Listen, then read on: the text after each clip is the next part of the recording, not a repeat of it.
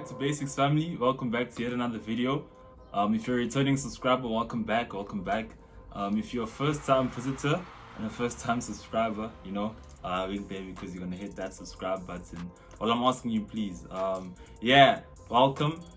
Please don't forget to hit that subscribe button, the notifications bell, and feel free to comment down below. Please. Your engagement is very, very appreciated and needed as well. So yeah, this video is just a continuation from the previous video where I was discussing and I wrapped up the 4 different types of assets, and I mentioned the 2 types of risk or the 2 types of investors, because with investing there's always risk. And that's what I want to say, that there's always risk. No matter which type of investor you are, there is always risk.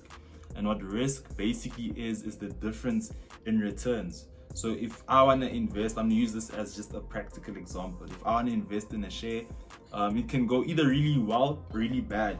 So the difference is the risk.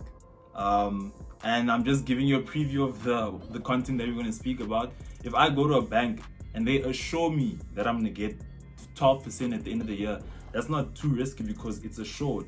As with other things like forex or shares or whatever it may be, businesses, starting a business, you never know, it can go really wild or really bad. So the bigger the risk, the more risk seeking you are. The smaller the risk, the more risk averse you are. So averse just means like you are averting the risk. So those are the 2 types of investors, and you're going to get into it. But I just want to remind you again that there's no such thing as no risk. There's no such thing as no risk. There'll always be risk. It's just different levels. The only thing that's risk-free is a life in God. I just had to put that in there. So I don't know who needed to hear that. So yeah. So the first type, there's no order to this. The risk-seeking investor has a few characteristics to him or her. You're willing to accept greater risk. So I already described what risk is. In hopes for greater returns. So you're willing to expose yourself to greater risk. So if that's you, you are likely to invest in things like shares, foreign exchange, whatever it may be that's very risky in hopes for greater returns. So you're willing to expose yourself to greater loss.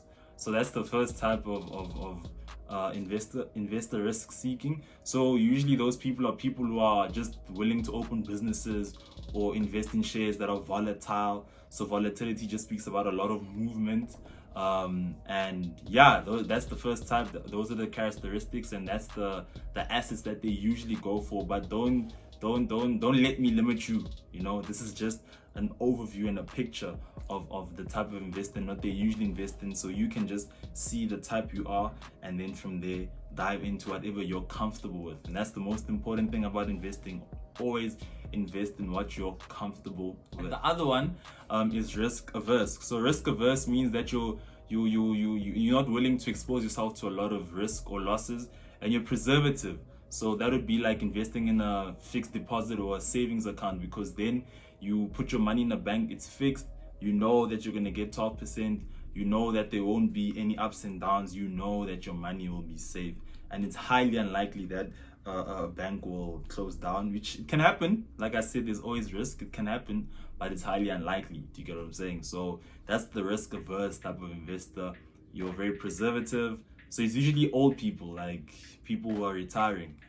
They more risk averse. So it is said that the younger you are, the more risk seeking you have to be, because there's not much, you're not going to lose out on. This is just to show you or give you sort of a direction in terms of what it is that you want to buy and the type of person you are. So take this and apply it to yourself and ask yourself, are you patient? Because the more patient you are, maybe the more risk seeking you are. So if you're impatient or you're not willing to expose yourself or your money to a lot of risk, then you know that now I'm risk averse and I'm more preservative. So yeah, that's it for today. That's it for today's episode. I'm really excited for the content that's about to come. But with what has been said so far, please comment with what you think, how it has helped you, anything that you want me or to expand on, or what you know, or how we can work together to create a better South Africa.